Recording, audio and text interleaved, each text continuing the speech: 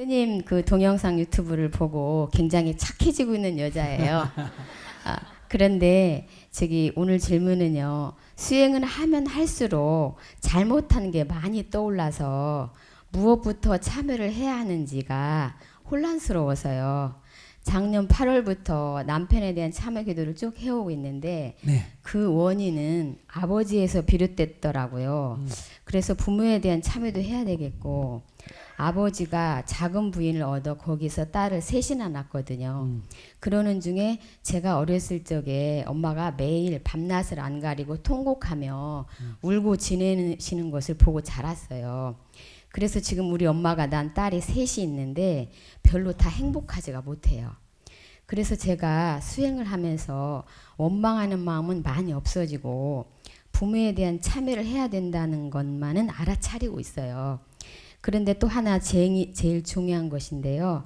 이것은 정말 제 심장을 터지게 하는 것인데 첫 아이를 유산시킨 것이에요. 임신한 줄을 모르고 독한 약을 일주일간 먹고도 모자라서 독약을 아이한테 투여한 것입니다. 나중에 그 사실을 알고 여러 병원을 전전긍긍하면서 의사들과 상담을 했는데 기형아가 될 소지가 있고 정상화가 되리란 보장을 할 수가 없다고 하더라고요. 그래서 남편과 상의를 했는데 유산하라고.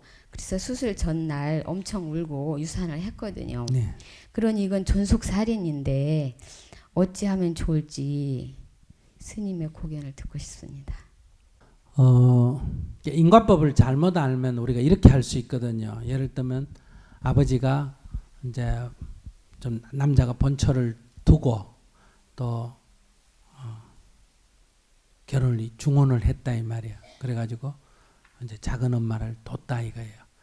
그러면 이제 이 집에도 애가 셋이고 만약에 저 집에도 애가 셋이다. 그러면 이제 큰 어머니는 그것 때문에 속이 상해가 울고 불고 이제 이렇게 살았고 작은 어머니는 아버지하고 살면서 기분 좋게 살았다 이거야. 그러면 애들이 작은 집에는 좋고 큰 집에는 나빠요. 그렇게 됐어요.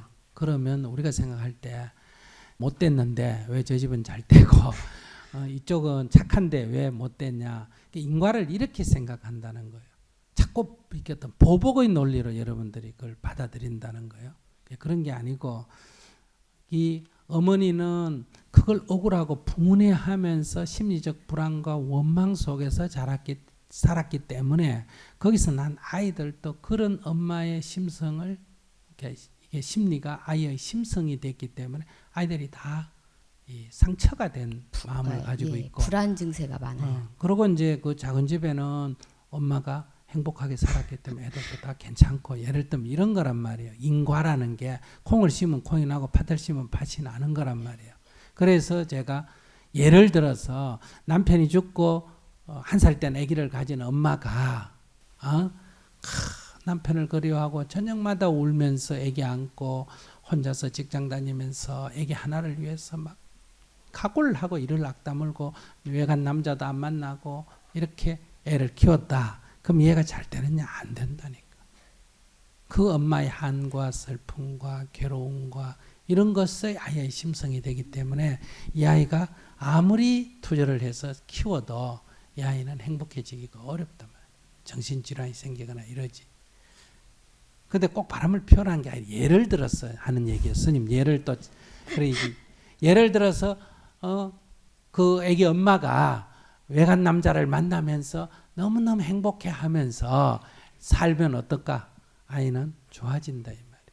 그럼 외간 남자를 만나야 되느냐 이런 얘기를 내가 하려는 게 아니라 엄마가 행복하면 아이는 뭐하다? 행복하다. 아빠가 있고 없고 이게 중요한 게 아니고 아빠가 술 먹고 안 먹고 이게 중요한 게 아니다는 거예요. 엄마의 그 건강한 심리가 아이의 심성이 된다 이 말이에요. 아무리 부잣집에 예를 들면 아무리 시집을 잘 갔다 하더라도 남편이 바람 피운 거 하고 그런 갈등 때문에 미움과 증오로 이렇게 살면 그 아이들이 크면 다 나빠져요. 아무리 어릴 때 공부를 잘 키우게 해도 공부는 잘할지 몰라도 아이는 정신적으로 불안정해진다 이 말이에요. 그런 데서 일어나는 일이기 때문에 그것은 어머니에 대한 어머니의 문제이기 때문에 그래서 여러분들이 아까도 저 아이도 엄마가 참여를 해야 된다 이렇게 말하고 이제 애가 질문을 하니까 엄마를 원망하라는 게 아니라 그래도 엄마가 나를 그 어려움 속에서도 엄마가 나를 키웠어요, 안 키웠어요? 키웠죠. 키웠다. 나는 이렇게 생각해야 돼. 그 어려운 가운데도 엄마가 나를 키웠기 때문에 나는 나하고의 관계에서는 엄마를 고마워만 해야 돼. 그렇기 때문에 엄마에 대한 감사 기도를 해야 된다. 만약에 아버지에 대해서 미워했다면 그것은 나는 아버지를 미워할 아무런 이유가 없는 거예요. 엄마가 미워하기 때문에 그냥 덩달아서 미워한 거지 아버지하고 나하고 미워할 아무런 이유가 없는 거다. 그렇기 때문에 아버지에 대해서 미워했다면 참여를 해야 된다. 내가 뭐 잘못했다는 게 아니라 미워한 게 잘못됐다 이거야. 나하고 관계없는 사람을 미워한단 말이야. 그런 데서 이 부모 문제는 그걸 해결해야 이 지금의 남편 문제가 풀리지. 그 까르마가 내 속에 상처로 남아있으면 똑같이 내가 엄마한테 하듯이 똑같은 것이 반복되고 그러면 내 자식도 똑같이 또 반복되는 현상이 일어나게 된다. 그래서 콩 심은 데 콩 나고 팥 심은 데 팥 난다. 이런 얘기를 하는 거란 말이에요. 그래서 내가 정진을 해서 내가 거기로부터 자유로워져야 이제 이 업보가 윤회되는 것이 끊어지게 된다. 내 개인도 해탈하지만은 우리 후손들에게도 이 잘못된 이 카르마는 더 이상 윤회하지 않도록 해줘야 된다. 네. 이게 핵심이고 두 번째 이제 본인이 얘기한 유산시킨 자식에 대해서는 자기가 나쁜 의도로 한 거는 아니라는 거예요. 자기의 무지로 행한 행위니까. 그러나 나의 무지가 내 자식마저도 죽이는 일이 생겨나잖아. 그죠? 그럼 나의 그 어쩔 수 없는 그 상황의 무지가 내 자식을 죽일 수밖에 없고 그것이 나한테 가슴 아프다면 이 세상에는 이보다 더 가슴 아픈 여인들이 많이 있어. 그건 뭐냐면 아기를 낳아놓고도 아기가 낳아서 크는 이 아기가 아무리 영양을 제대로 못 먹이가 애가 죽는다든지 예방접종을 못해서 어때요? 죽는다든지. 그래서 이 인도의 천면이나 이 가난한 나라에서는 유아 사망률이 매우 높다는 거 알아요? 우리도 옛날에 제가 클 때만 해도 보통 우리 이웃에 다 절반 큽니다. 절반 죽고 절반 커요. 그래서 저도 생일이 나이가 제 동생하고 똑같아요. 왜 그럴까? 동생을 낳으면 갖다 올려요. 보통 한 3년 기다렸다가 올립니다. 왜냐하면 주로 3년 안에 죽기 때문에 이 유아 사망하기 호적에 올렸다 빨간줄 긁힌다고 낳았다가 이제 갖다 올린단 말이에요. 그러니까 동생이 낳으면 2년 돼도 갖다 올리는 이유가 뭐예요? 하나 죽어도 하나는 살릴 수 있으니까. 근데 이제 보통 한 2년이 만 2년이 지났다는 건 뭐다? 우리 한국 나이로 3살이 넘어가면 이제 이제 위기를 넘겼다 하기 때문에 이제 보통 갖다. 그래서 두세 살 작은 사람이 많습니다. 그다음 또 이제 면회 가려면 걸어가 오래 30년씩 이래 가야 되니까 그 출생일 마차가 생일을 못 올립니다. 아시겠어요? 면회 누가 가는 사람이 있으면 붙입니다. 우리 애가 좀 올려달라고. 그래서 주로 그 우리 동네 생일은 대부분 그 호적 생일은 그 면 소재지 장날. 그래서 저도 저희 큰아버님이 그 장에 가는데 어때요? 갖다 올려달라 해서 장날이에요. 제 생일이 장날이에요. 거기 장날이에요. 그래서 내 나이는 동생 나이고 생일은 장날이고 이렇게 돼 있어요. 그러니까 이런 것이 당시에 그 어려움, 우리가 어려울 때인데 지금 제가 인도나 이런 데 가보면 이게 너무 많아요. 이런 경우가. 그렇기 때문에 자기가 그런 부모가 얼마나 가슴 아프겠어요. 저도 제 어린 동생이 죽고 엄마가 그걸 산에 가서 묵고 와서 어릴 때는 밑에니까 그걸 내가 좀 컸기 때문에 알잖아. 그죠? 그 슬퍼하는 걸 내가 어릴 때 본 적이 있거든요. 뭐 이런 것들이 어떤 때는 상처가 될 수도 있지만 그래서 제가 인도에서 이 유아 사망을 막으려고 굉장히 노력을 많이 하거든요. 산모에게 영양을 공급한다든지 그 다음에 아기를 낳으면 아기한테 영양을 공급한다든지 아기 낳은 아기 엄마들한테 다시 영양을 공급한다든지 자 이렇게 해서 지금 우리가 주로 집중하는 게 이 결핵 환자, 결핵 걸레가 많이 죽거든요. 이건 약만 줘서 되는 게 아니라 영양도 공급을 해야 돼요. 그러니까 결핵 퇴치를 우리가 지난 5, 6년 해서 거의 10년 가까이 했는데 처음엔 실패했어요. 그러다가 이제 좀 효과적으로 대체해서 지금 결핵 이 퇴치 프로그램을 끝냈거든요. 왜냐하면 1명 남았어요. 지금 더 이상 발병은 안 하고 처음에 100몇십 명이 됐는데 그 다음에 이제 이 유아 사망도 거의 막았습니다.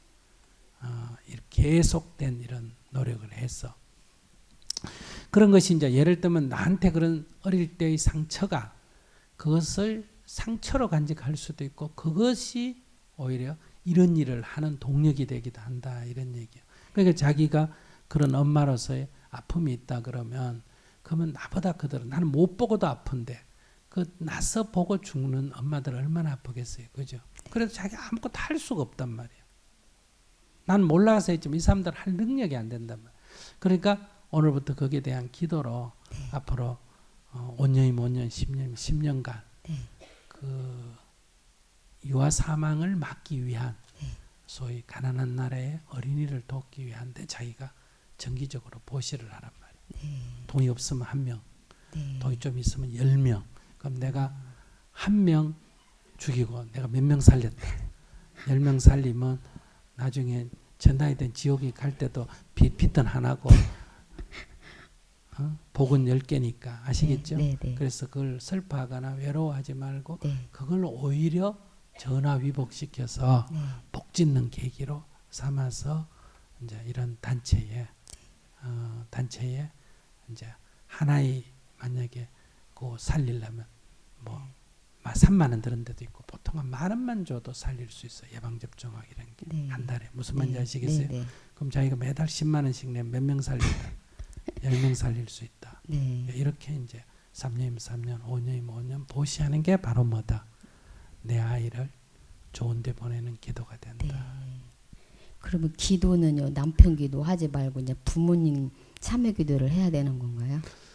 그러니까 부모님께 자기가 그 어머니 아버지한테 감사 기도를 하면 그러니까 어머니한테는 감사 기도를 해야 되고 아버지한테는 참여 기도, 감사와 참여 기도를 해야 돼. 미워했으니까. 미워했으니까 참여 기도를 하면서 항상 그 남편한테 같이 하면 되죠. 왜냐하면 그 까르마로 자기가 현재의 남편을 미워하거든요. 그러니까 현재의 남편에게 그냥 참여 기도하면 돼요. 같이 그냥 묶어서 108배 하면서요. 그래요. 자기만 많이 하라 해도 안 할 사람 같아요. 원래는 이게 따로따로 해가 300배를 해야 돼. 근데 다리가 아파서 잘 못해요. 감사합니다.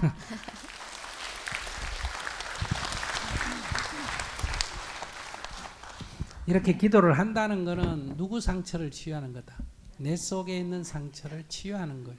내 상처가 되면 첫째 내가 편안해지고 행복해지고 그 다음에 상대에게도 유연해지고 그래서 상대도 그때 이제 상대의 변화가 오는 거예요. 반갑습니다, 스님. 네. 저는 41로 아내, 딸 둘과 살고 있습니다. 저는 직장 생활을 10년 넘게 했습니다. 첫 직장은 전자부품 수입을 하는 회사에 다녔습니다. 5년쯤 다녔는데 회사가 재정적으로 어려워져서 부도가 났습니다. 두 번째 직장은 보안 관련 제품을 제조하는 회사였는데 해외에 영업을 하는 일을 했습니다. 원래 하고 싶었던 일이어서 거기서는 신이 나서 아주 열심히 일을 했습니다. 밤 11시, 12시 퇴근이 늦어져도 즐거운 마음으로 일했고 또 급한 업무가 생기면은 1시, 2시까지 혼자서도 일을 하곤 했습니다. 그런데 여기서도 4년쯤 됐을 때 경영이 악화가 돼서 부도가 났습니다.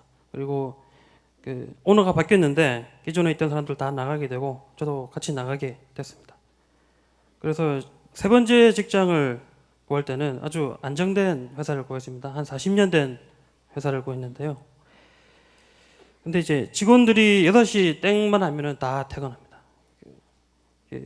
거기 여기서는 직원들 제 발전이 없겠다 싶어서 다른 공부를 좀 했습니다. 1년 정도 주식 공부를 했습니다. 실제로 주식을 해보니 처음에는 잘 됐습니다.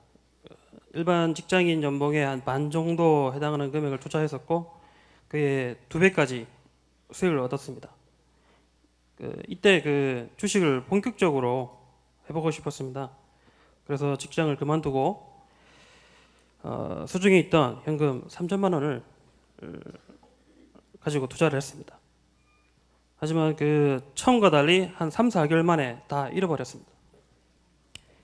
그 후 한 1, 2개월 동안 마음을 추스렸고 다시 직장을 구하려고 했고 다음 주부터 한 곳에 다시 다니기로 했습니다. 하지만 직장이 제 양에 안 찰 수 있다 이런 생각이 많이 듭니다. 그리고 아무리 제가 열심히 일을 해서 돈을 모으더라도 제가 이제 유학을 보낼 정도, 제 딸 둘을 유학을 보낼 정도의 돈을 모을 수 없을 수 있다 그런 생각도 많이 들고, 그리고 은퇴 후에는 뭐 아파트 하나 정도만 있겠다 하는 생각이 많이 있습니다. 이런 마음을 어떻게 다스려야 될지. 네. 그동안 열심히 살으셨습니다. 열심히 살은 우리 이 남자를 위해서 박수 한번 쳐주세요. 열심히 살으셨는데 중간에 마장이 껴가지고 왜 그래 주식에 손을 댔어요. 제일 처음에 내가 주식을 할 때 겁이 나잖아, 그죠? 한 100만 원 정도 투자해가 되나 안 되나 해보니까 요때 탁 바로 날리면 그게 굉장히 큰 복입니다. 아시겠어요? 그래서 그래도 미래에나마 두 번째 200만 원을 딱 투자했더니 바로 날려버렸어. 이건 더 큰 복입니다. 그러면 이제 손을 떼게 돼요. 근데 제일 위험한 건 낚싯밥하고 똑같습니다. 한 100만 원 딱 투자를 했더니 금방 50만 원이 벌리니까 이거 은행에다가 5년 넣어놓는 것보다 이율이 한두 달 만에 더 생기는 거예요. 그러면 사람 심리가 어떠냐? 만약에 100만 원을 해서 50만 원을 벌었지, 만약에 내가 500만 원을 했으면 얼마를 벌었을까? 250만 원을 벌었잖아, 그죠? 그래서 한 500만 원쯤 투자를 합니다. 그래서 또 한 100만 원, 200만 원 법니다. 그럼 이제 세 번째 베팅을 할 때는 있는 돈 다 걸어서 베팅을 합니다. 근데 거기서 끝났기 때문에 자기는 다행인 거예요. 이것도 앞에보다는 복이 좀 못하지만 큰 복이에요. 근데 요래가 성공을 했다 하면 이제 망조가 됩니다. 그게 뭐예요?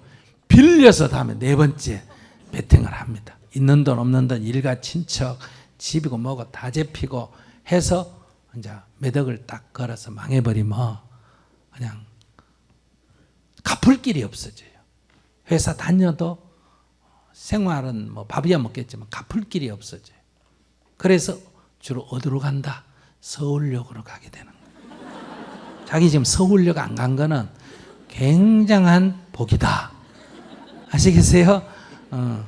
그 기도를 열심히 했으면 첫 번째, 두 번째에서 팍 그냥 망하게 해야 되는데, 그래서 100만 원, 500만 원만 날려야 되는데 기도를 조금 적게 해놓으니까 카페가 조금 늦어가지고 세 번째 망하게 돼서 그래도 그 정도 됐기 때문에 지금 산더미 같은 빚은 안 지게 됐다. 그러니까 지금 그걸 아쉬워하면 안 되고, 너무 고맙다. 여기서라도 내가 일에 대해서 지금 손 떼고 직장으로 왔지. 자기가 빚져버리면 어떠냐. 직장 다닐 마음도 안 들어요. 그 쥐꼬리만 하나 월급 받아가 10년 일해도 빚도 못 갚는데 다니면 뭐하노. 그래서 이제 자꾸 한꺼번에 이거 갚을 길 생각합니다. 이게 이제 본전 생각하는 노름판에서 본전 생각하면 집 날리거든요. 가져간 돈 읽으면 탁 털고 그냥 와야 되는데 앞에 얼마 땄나 얼마 읽었나 이건 하등 중요한 게 아니다. 근데 그걸 탁 털고 집에 오면 가져간 돈만 잃는데 이제 거기서 본전 생각을 해가지고 빌립니다. 그러다가 이제 마누라까지 잡히는 일이 생기는 거거든요. 그래서 그걸 자기가 볼 때는 아깝지만은 스님이 볼 때는 그 정도도 굉장히 양호하다. 돈은 잃었지만 사람을 잃을 수준까지는 안 갔다. 돈을 좀 더 잃었으면 자기가 같이 끌려가서 인생을 망치는데, 그러니까 애 유학이고 뭐고 그런 자꾸 머리 굴리지 말고, 그리고 유학에 대해서 너무 전전긍긍 안 해도 되는 게, 옛날에는 우리의 문명은 뒤처져 있고 서양 문명은 앞서갔습니다. 그래서 이 격차가 막 100년, 그 다음에 50년, 그 다음에 30년 일어났어요. 그럴 때는 거기 가서 먼저 공부를 하고 오면 여기서 성각자가 됩니다. 한 20, 30년 그걸 풀어먹을 수가 있어요. 근데 지금은 이 소위 선진문명이라고 하는 이 하고 우리의 이 기술 수준이나 문명 수준하고가 같거나 한 5년 차이밖에 안 납니다. 앞으로 지금 질문자의 딸들이 세상에 진출할 때는 거의 동률선상에 이르게 된다. 이런 경우에는 가서 공부해가 오면 이미 그 수준에 와버리기 때문에 아무 쓸모가 없습니다. 그냥 경력으로 갔다 왔다 이런 거 뽑을 때 경력으로 조금 작용하지, 실제는 실력에는 아무 의미가 없습니다. 또 시간이 좀 더 지나가면 어떠냐. 지금 학교 공부가 초등학교 6년, 중고등학교 6년, 12년을 지식을 쌓는데 대부분 시간을 보내고 있습니다. 그래서 이 모방이니까 이렇게 빨리 모방을 해가 암기를 해서 암기력이 뛰어나고 지식이 많이 축적된 사람이 성적이 좋다, 이런 결론이 나와요. 근데 제가 학교 다닐 때는 산수를 잘한다, 수학을 잘한다 하면 기본적으로 뭘 잘해야 돼요? 셈본을 잘해야 돼요. 맞습니까? 셈본이 빨라야 돼요. 정확해야 되고. 그래서 주산, 부기 이런 거 많이 배우고 그랬잖아요.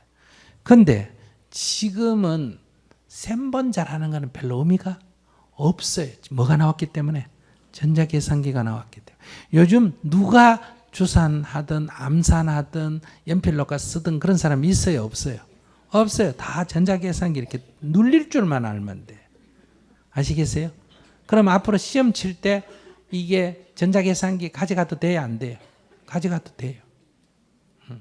그것처럼 앞으로 10년 내지 20년 정도 지나면 우리가 알고 있는 그 모든 지식이 이 아이패드 같은데 여기 다 기록이 돼 있어요. 그래서 12년 가서 외울 필요 없이 이거 두드려서 그저 검색, 찾을 줄만 알면 돼요. 그러니까 시험 치러 갈 때 앞으로 어떤 현상이 미래사회에 생기냐. 지식은 평가 기준이 안 됩니다. 그러니까 시험지에 가면 어떤 문제가 발생했다. 이 문제를 어떻게 해결하면 되겠느냐 이렇게 나와요. 그러면 필요한 지식은 아이패드 놔놓고 두드려서 찾아가지고 거기다가 쓰면 돼요. 그래서 이 12년의 교육 중에 기초적인 지식인 2, 3년, 1, 2년만 필요하지 나머지는 낭비예요. 그러면 어떻게 훈련을 시켜야 되느냐? 이 지식을 가지고 어떻게 주어진 과제를 해결하느냐?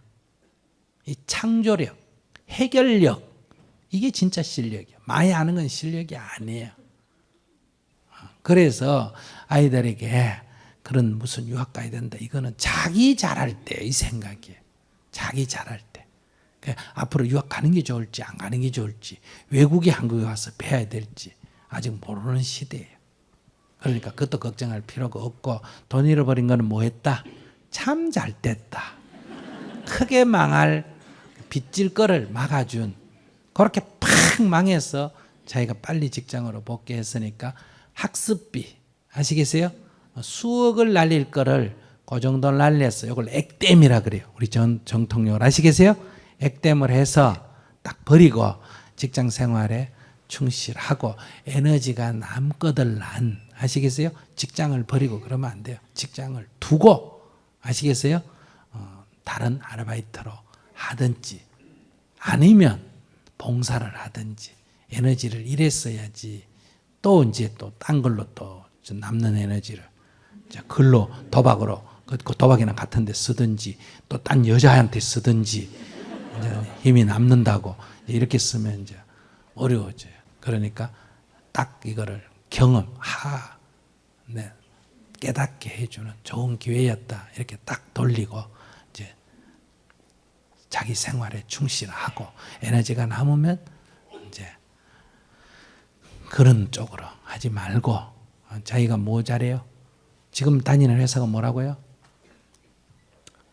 CCTV. 자기 또 그거에 발전을 시키든지 회사가 제 시간에 딱 시작하고 제 시간에 딱 끝내면 좋은 회사 아닌가? 그러니까 거기에 충실하고 밥값은 해야 돼요, 안 해야 돼요? 충실하고 에너지가 남으면 이제 그런 공부를 하더라도 목수를 배워 가지고 아시겠어요? 뭐 기계를 뭐 가구를 만든다든지 그런 쪽으로 자기 재능을 오히려 써야 된다. 그러니까 뭔가 안 그런 봉사를 하든지 그렇게 써야지. 앞으로도 또 뭐 재테크니 뭐니 해가지고 그냥 여러분들이 돈이 남으면 장롱에 넣어놓지 말고 뭐 땅을 사놓고 한 10년 후에 본다든지 뭐 어디 안정된 주식을 사놓고 한 10년 후에 본다든지 이런 거는 투자라고 할 수 있지만 지금 단기 투자하는 건 투자가 아니고 노름입니다. 법적으로 허용된 노름 아시겠어요? 집에서 치는 거는 세금을 안 내니까 그건 불법적인 노름 그 차이밖에 없어요. 이렇게 딱 생각을 하셔야지 거기 빨려들면 안 돼요. 예, 감사합니다. 네. 친구들한테 괴롭힘 당한 적도 있고 린치를 당한 적도 있고 그러면서 억눌린 적이 많아서 후회를 많이 했습니다. 그래서 이제 린치를 당했을 때는 당하고 나서 이제 부모님이 개입을 하셔서 그 사건이 해결이 됐는데 그 사건 해결되는 과정에서 내가 왜 그냥 당하고만 있어야 했는지 평생 동안 당했던 거에 대해서 후회를 많이 했거든요. 그래서 이제 지금 고3 생활 중에서도 이제 스트레스가 많이 쌓여서 요 근래는 아니지만 좀 전에 한 번 더 그런 비슷한 괴롭힘을 당해서 이대로는 당하고 싶지 않다라는 생각이 들어서 전처럼 후회하지 않기 위해서 친구에게 달려든 적이 있습니다. 근데 그렇게 달려들고도 후회를 하게 됐거든요. 평생 동안 당한 걸 이제 돌려주려고 해서 돌려줬는데도 후회를 하게 돼서 왜 지금 내가 한 행동에 대해서 후회를 하게 됐는지 궁금해서 물어보려고 합니다. 이제 이렇게 심리가 억압이 많이 되면 폭발하게 된다. 다시 말하면 이 사람 저 사람한테 쭉 쌓인 그 분노가 참고 참았다가 지금 이제 이 보복을 한 사람, 엉뚱 사람한테 보복을 하기가 쉽다 이 말이에요. 나중에 이제 이런 게 쌓이면 술 먹으면 이게 폭발해가지고 자기 마누라도 때리고 집안 살림도 때리 부수고 이렇게 되기가 쉽고 만약에 어떤 극한 상황에 처하면 살인도 일어날 수가 있어요. 눈에 뵈는 게 없어져 버리기 때문에. 그래서 이제 못 찾겠다 해가 두들겨 팬데 많이 두들겨 팼어요?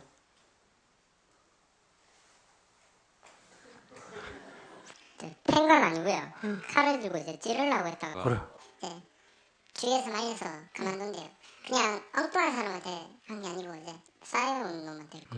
아니 그 사임했다. 그래 칼로 찔러 뭐 아무튼 누가 잘못했든 못했든 그래서 찔러가지고 크게 상처 있거나 죽거나 하면 내 감옥에 가야 되나 안 가야 되나? 가야 되지. 네. 근데 내 인생을 그런 인간 때문에 감옥에 갈 이유가 있나? 제가 찌르라고 했던 당시에는 이제 작정을 하고 찌르라고 했거든요. 내가 그러니까 눈에 뵈는 게 없지 뭐. 저 인간이랑 인생을 바꾸면 어차피 제 인생도 중요하고 내 인생도 중요하지만 내가 제 인생을 죽였기 때문에 내 인생 망치는 건 당연하다라고 생각하고 찌르라고 했고. 그러니까 뭐 네 죽고 내 죽겠다 이 얘기 아니야. 그러니까 그게 바로 눈에 뵈는 게 없다는 거야. 근데 그런 인간 하나 때문에 내 인생을 버릴 이유가 있나? 솔직하게 말해가. 없죠. 그게 미친 증상이에요. 왜 이런 미친 증상이 나냐? 화가 쌓여서 그런 거예요. 그래서 이런 폭발적으로 술 먹고 주정을 하거나 때려 부수거나 칼을 휘두르는 사람이 악독해서 그런 거 아니야. 자네처럼 다 착한 사람이 그래. 착한 사람이. 착한 사람이 이게 심리가 억압이 돼가지고 어느 순간에 눈에 뵈는 것 없이 폭발해가 저지르는 일시적인 현상이다 이 말이야. 지난번에 왜 미국에서도 한번 여러 명 죽인 경우 있잖아. 총 쏘고, 그지? 버지니아에서 일어난 사건 기억나죠?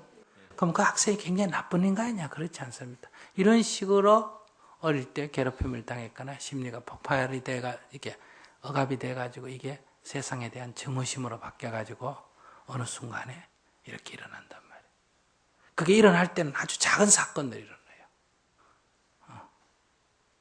그러니까 이제 아까 내가 말한 대로 눈에 뵈는 게 없어지는 미친 증상이다. 그렇기 때문에 이럴 때는 어떻게 기도를 해야 되느냐. 그 학교 다닐 때는 중학생이 뭐 알아요? 몰라요? 잘 뭘 모르지. 뭐 모르는 상태에서는 뭐 여자 나체 사진 같은 거 책상에 넣어놓고 돌려보고 치닥거리고 재밌다고 울고 또 뭐 술 먹고 취한 게 그게 뭐 자랑이라고 하고 어디 가서 뭐 한 대 남 때린 거 그거 뭐 돈 좀 뺏은 거 갖고 어시대고 그러잖아. 그러면 애들이 막 굉장하게 돌봐주고 이게 사실은 쓸데없는 짓 아니야. 그죠? 근데도 그 애들이 어리니까 그게 막 굉장히 좋아 보인다 이 말이에요. 그러니까 그런 아이들을 어른이 됐다고 생각하고 이래 한번 생각해 보면 우스운 일이다 이 말이야. 우스운 일. 그러니까 그런 애들의 장난에 내가 휩쓸릴 필요가 없다. 그런데 그런 아이들의 입장에서 보면 이해는 되잖아. 그때 뭘 모르니까. 그래서 내가 이게 큰 무슨 걔들이 나쁜 인간이라서 그런 게 아니고 철 몰라서 그 날뛰는 인생이다 이 말이야. 거기에 내가 돌멩이 하나 맞았다고 발에 한 방 차였다고 원한을 가질 필요는 없다. 그러니까 오늘부터 딱 매일 108배 절하면서 부처님 감사합니다. 제가 어리석었습니다. 그 아이들 철 모르고 노는 그걸 내가 갈봐가지고 원한을 품고 바보 같았습니다. 그리고 그 아이들에게 그래 미안하다. 그럼 애들끼리 그럴 수 있는데 그건 내가 너무 신경을 써가 너가 미워했구나. 미안하다. 이렇게 그 내가 미워했던 사람한테 대해서 참회 기도를 해야 돼. 될까? 네. 참회 기도 될까 그 사람들한테? 그래야겠죠. 그냥 네가 잘했고 내가 잘못했다가 아니라 그 철모를 때 하는 행동을 갖고 내가 너무 갈봐가지고 원한을 품고 한 거 이게 잘못됐다 이 말이야. 그러니까 이거 미안하다. 친구들 미안하다. 별거 아닌 것 같고 이렇게 내가 자꾸 되뇌어서 걔들을 다 용서를 해줘 버려야 잘못했는데 용서해 주는 게 아니고 그냥 잘 몰라서 한 일이다. 근데 내가 잘못했다. 내가 잘못한 것다는 그건 뭐냐? 그걸 가지고 무슨 원한을 삼고 그런 내가 잘못했다. 어리석었다. 이렇게 탁 풀어야 돼. 그럼 누가 살아날까? 그래야 내가 살아나. 안 그러면 이게 지금 이거 안 풀면 지금 안 풀고 나눠면 아까 그 연애하던 여학생 얘기 들었지? 저런 현상이 일어나. 지금 아예 학생이니까 술 안 먹지만 이제 이 분노가 쌓이면 술 먹으면 이게 막 눈이 헷가닥 뒤비죠. 자기도 몰라. 그래서 이제 이게 아주 착한데 평소에 이게 어떤 잘못 건드리면 폭발력을 갖는 이런 일이 발생한다. 근데 그러면 안 되겠지. 그럼 그 굉장히 폭탄 같은 이제 옆에서 보는 사람이 이제 조마조마하단 말이야. 저 언제 터질지 모르니까. 그러면 사람들은 자꾸 멀리 가고 그래. 그래서 꼭 108배 기도하고 걔들에 대한 참회 기도해야 돼요. 알았어요? 예. 오늘 질문 잘했어. 저는 타인을 의식을 많이 하고 자책을 하여 그 당시에는 하루하루 버티는 게 너무 힘이 들었습니다. 저희 어릴 적은 월세도 제대로 못 내는 가정에서 태어났으며 아버지는 신경이 약하신 분이라서 경제적으로 아무 도움도 주지 못해 어머니께서 생업을 도맡아서 하셨습니다. 어릴 때 공부 잘하는 언니와 비교하는 소리를 엄마에게 많이 들었습니다. 성격이 내성적이라 말수도 적고 남의 말에 상처도 받고 속으로 생각하는 시간이 많았고요. 초등학교 6학년 때 만났던 담임 선생님의 도움으로 성적도 많이 향상되고 공부에 재미도 느꼈습니다. 하지만 중학교 때 사춘기를 겪으며 외모에 관심이 많아지고 겉모습을 상관이 없었는데 누구보다 못하다는 소리에 예민해서 약점을 들키지 않기 위해 뭘 하면 긴장을 많이 하고 걱정이 앞섭니다. 남의 눈을 의식하면서 저희 약점을 숨기려고 하는 생각을 많이 해서 대인관계부터 문제가 생겼습니다. 가정 형편의 어려움으로 고등학교 때 장학금을 받기 위해서 시험을 쳤는데 거기에 대한 압박증으로 공포가 생기기 시작했습니다. 사회생활에도 성격적 문제로 길게 다니지 못하고 한 달 길어야 3년밖에 다니지 못했습니다. 지금 신랑을 만나면서 연애도 하게 되고 결혼도 하게 되어 예쁜 두 딸을 얻었습니다. 어릴 때부터 혼자 하는 게 익숙하고 편안해서 혼자 할 때가 많았고 하지만 남들의 모습에 부러워하며 열등의식도 많이 생겼습니다. 그리고 일 욕심도 많고 뭘 하면 똑부러지게 해야 한다는 생각에 무리해서 일을 하는데 저는 만족을 못했습니다. 주위의 반응을 열심히 한다, 잘한다, 착하다는 소리를 듣는 편이며 저 나름대로 양심적으로 일해야 한다는 강박증으로 항상 마음의 여유도 없이 일을 합니다. 실수에 대한 두려움도 많은 편이며 남의 눈에 의식을 많이 하게 됩니다. 이제 즉서를 들으며 저희 예전과 다르게 착하다는 소리를 듣기 좋아하는 저를 놓고 남의 여한 인생이 아니라 나를 사랑하는 방법을 하나하나 배우며 해 나가고 있습니다. 저는 제가 그동안 저를 높게 본다는 생각을 못했는데 유튜브를 보면서 제가 저희 능력보다 높게 보면서 저 자신을 괴롭혔다는 사실을 알게 되었습니다. 그래서 지금 현재 위치에서 저를 보면서 사랑하고 만족하는 마음을 느끼기 시작했습니다. 하지만 저의 의식이 너무 오랫동안 살아서 저의 약점을 보일 때는 의식을 많이 해서 머리도 잘 안 돌아가고 멘붕 상태가 옵니다. 앞으로 어떤 수행을 하면 상대에게 나의 실수를 감추지 않고 보여줄 수 있는 편안한 사이가 될 수 있는지 질문드립니다. 목탁을 때리면 종소리가 나요? 목탁 소리가 나요? 목탁 소리가 납니다. 근데 종을 때리면서 목탁 소리를 나기를 원하면 나요, 안 나요? 안 납니다. 목탁을 때리면서 종소리 나기를 원하면 안 납니다. 그럼 목탁 보고 니 왜 종소리도 못 내나 이러면 잘못된 목탁이에요?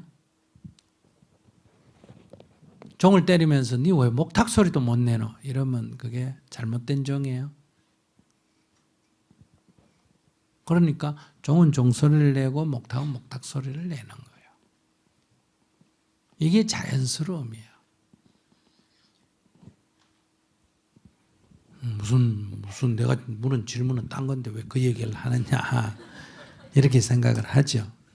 자, 여기 이렇게 세 개의 물건이 있어요. 이 컵은 물병보다 커요, 작아요? 작습니다. 뚜껑보다는? 큽니다. 물병보다는? 작습니다. 뚜껑보다는? 큽니다. 그럼 이 컵은 커요, 작아요?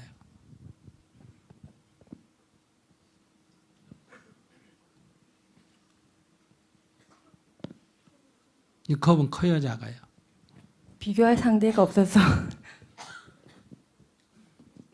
크지도 않고 작지도 않습니다.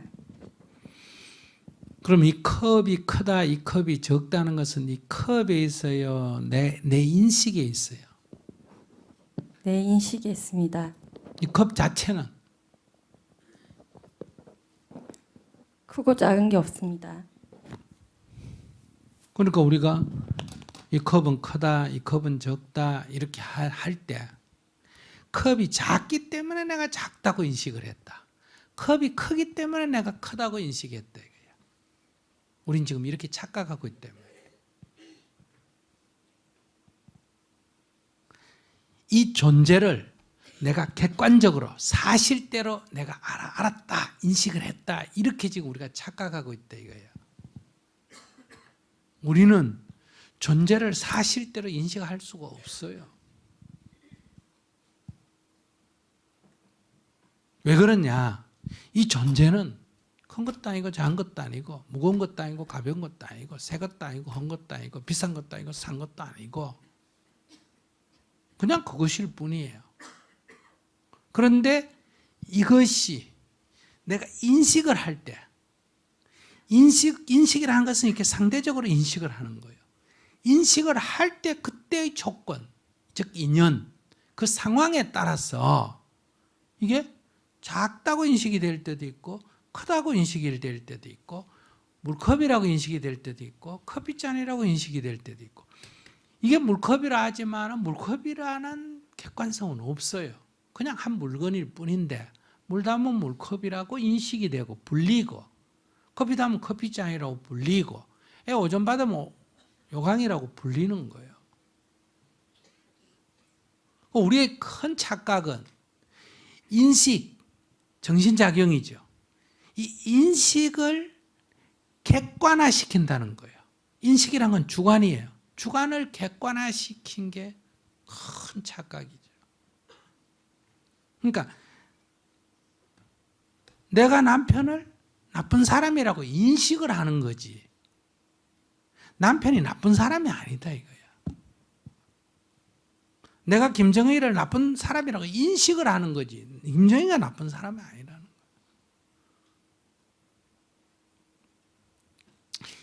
객관의 존재는 실제의 존재는 그 무엇도 아니에요.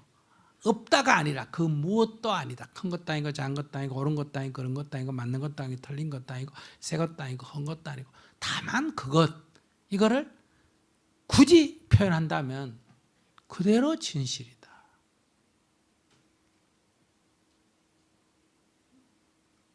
이건 큰 것도 아니고 적은 것도 아니에요. 이건 새 것도 아니고 헛 것도 아니고 비싼 것도 아니고 싼 것도 아니고 소중한 것도 아니고 그러니까 성스러운 것도 아니고 천한 것도 아니에요. 그냥 그것이에요. 그것을 우리가 인식을 할 때 크다고 인식하든 작다고 인식하든 무겁다고 인식하든 가볍다고 인식을 하든 성스럽다고 인식을 하든 부정하다고 인식을 하든 인식을 하는 거예요. 그 자기는 이 컵인데 널리 물병하고 같이 있다가 보니까 자기는 작다는 인식을 오래 하다 보니까 여기서 착각을 일으킨 거예요. 난 작은 존재다. 이렇게 지금 착각을 하고 있는 거예요. 이게 이제 인식상의 오류요. 그러니까 자기는 열등의식을 갖는 거예요. 이건 이 존재는 열등한 게 아니에요. 다만 그것일 뿐이에요.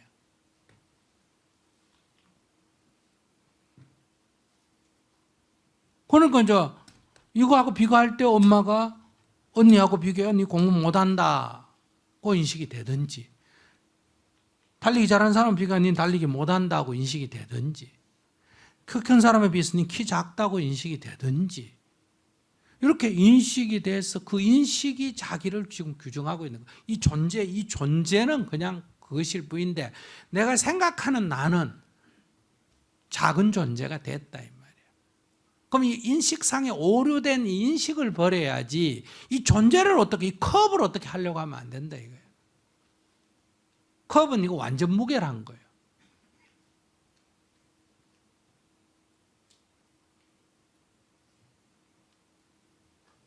그러니까 똑같은 사람인데 조선시대는 사람을 재능 있고 재능 없는 걸 뭘로 기준으로 해서 없습니까? 과거 시험 볼 때.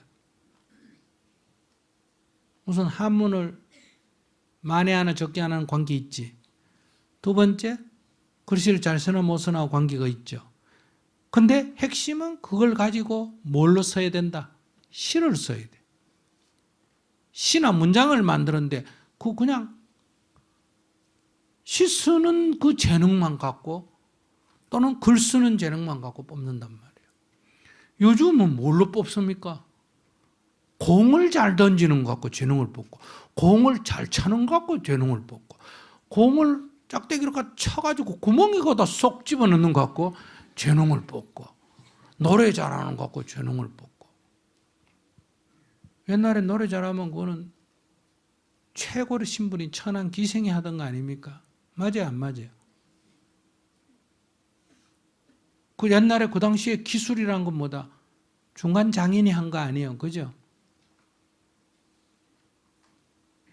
그러니까 시대마다 뭘 하나를 기준으로 해서 뽑는 거예요. 달리기를 뽑든지 던지기를 뽑든지 센 번호를 갖고 뽑든지, 우리 어릴 때는 대부분 공부 잘하고 못하고가 주산왕, 암산왕 이런 거 뽑았어요. 셈을 잘하면 이게 머리가 좋고 재능이 있는 거. 요즘 셈 잘하는 게 필요해요, 안 해요? 요즘은 이제 학교에서 많이 아는 거, 지식이 많이 아는 거 공부 잘한다고 뽑죠. 근데 조금 있으면 아무 의미가 없어. 왜? 아이패드에 검색하면 다 나오는데 그걸 뭐 때문에 학교 가서 외우고 공부하고 줄 서고 그래요? 그러면 영어 몰라가지고 지금 난리인데 조금만 있으면 이미 벌써 80%는 됐습니다. 자동 통역기 나와야 안 나와요? 나와. 인공지능에 의해서. 그럼 내가 이렇게 얘기하면 고운 목소리로 영어로 딱 얘기하는 거예요. 상대가 영어로 얘기하면 고운 목소리로 나한테 한글로 딱 얘기해 주는데 뭐. 조금만 있으면 아무 그거 필요가 없어요. 마치 이 셈번을 눌리기만 하면 척 계산해 주듯이, 지식을 검색하면 척 찾아주듯이,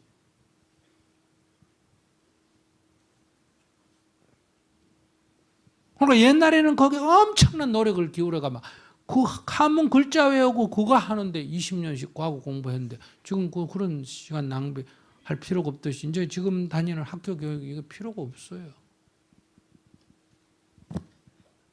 그러니까 그 시대 그때마다 기준을 정해가 그냥 이렇게 작니 크니 했는데 자기가 거기에 한마디로 말하면 세뇌가 돼가 거기에 갇혀서 자기를 열등하게 지금 규정하고 있는 거예요. 자기 존재는 열등한 것도 아니고 그렇다고 자기가 우등하냐? 우등하지도 않아요. 이거를 여러분들이 이 사고 속에 갇혀 있기 때문에 영화 보듯이 지금 그런 환영 속에 산다 이 말이에요.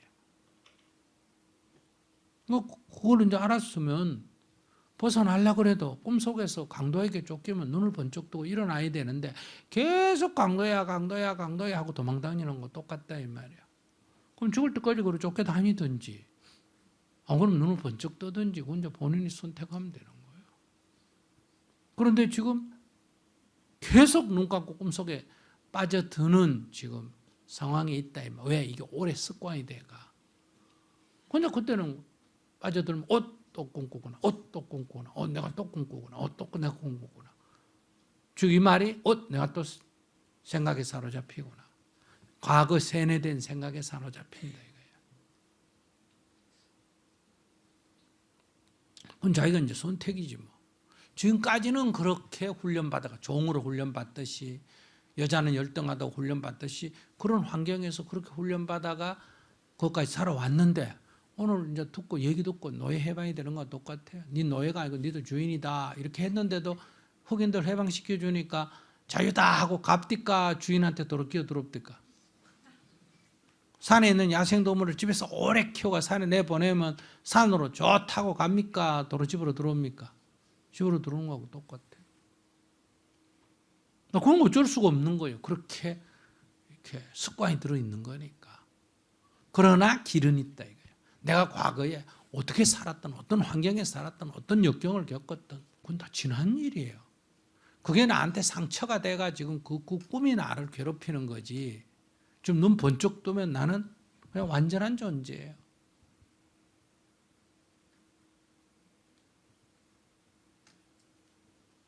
그래서 이 세상에 태어난 사람 누구나 다 행복할 권리가 있다. 그렇게 살 건지 자기가 원래 그런 권리가 있는 줄 알고 잠에서 깨서 살 건지 계속 꿈속에서 헤맬 건지는 이제 여러분들이 선택을 해야 되는 거예요. 누가 대신해 줄 수 없어. 아무리 껴안아도 베개 잡고 또 저 방에 가서 자는데 그걸 어떻게 해요? 네, 제가 어릴 때부터 제 생각을 되게 무시하고 남의 생각대로 이렇게 맞춰줬었거든요.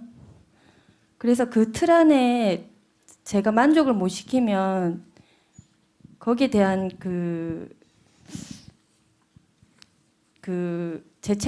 죄책감은 아닌데 제가 만족을 못 하는 것 같아요. 그러니까 그거를 제가 이제 30년 동안 그렇게 살았는데 이제 정말 그렇게 살고 싶지는 않거든요. 그렇게 살고 싶지 않으면 안 살면 되지. 예, 뭐. 그래서 지금 유튜브 들으면서 제가 제 자신에 있는 그대로의 지금 저를 좋다라고 생각하면서 그렇게 매일 보내고 있는데 지금 불교 대화 들어간 지 이제 한 달 좀 지났습니다. 그래서 이제 앞으로 1년간 제가 불대생으로서 어떤 수행을 하면 더 도움이 될지 그런 것도 좀 묻고 싶었습니다. 아무 도움도 안 돼. 어떤 수행도 아무 도움도 안 되고 눈 뜨는 거밖에 없어. 그러니까 꿈속에서 참선을 하면 도움이 되느냐, 연부를 하면 도움이 되느냐. 꿈속에 있는 거는 만 가지를 해도 도움이 안 되고 눈을 뜨면 아무것도 안 해도 바로 깰 수 있는데 뭘 그런 꿈속에 또 소리를 하고 있어.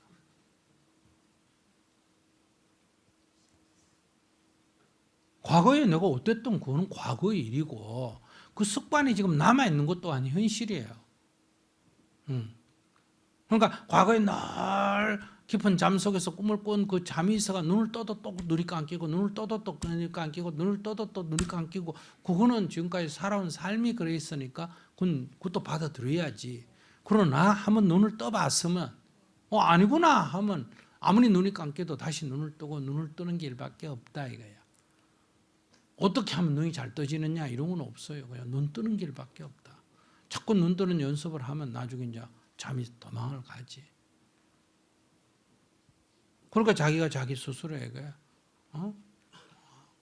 아무 걱정 없다. 넌 잘 사는 거야. 이렇게 자꾸 자기 암시를 줘야 돼요. 걱정이 되면 걱정할 거 없다. 이렇게 눈치 보면 눈치 볼 거 없다. 너는 온전한 거야. 이렇게. 그러니까 남의 눈치를 보는 게 좋으면 눈치를 보고 살면 돼요. 눈치를 보는 게 안 좋다 뭐 자꾸 보는 눈치가 생기면 또 눈치 본다. 또 습관적으로 눈치 본다. 이렇게 해서 자꾸 안 보는 연습을 해야지. 달리 방법이 없어. 여러분들은 인생을 자꾸 주사 한 대 맞고 딱 좋아지는 그런 거 찾는데 그 마약밖에 없어요. 됐습니다. 감사합니다. 네.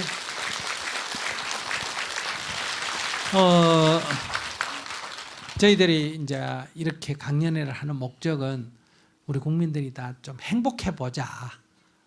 그렇게 해서 행복학교를 우리가 열거든요.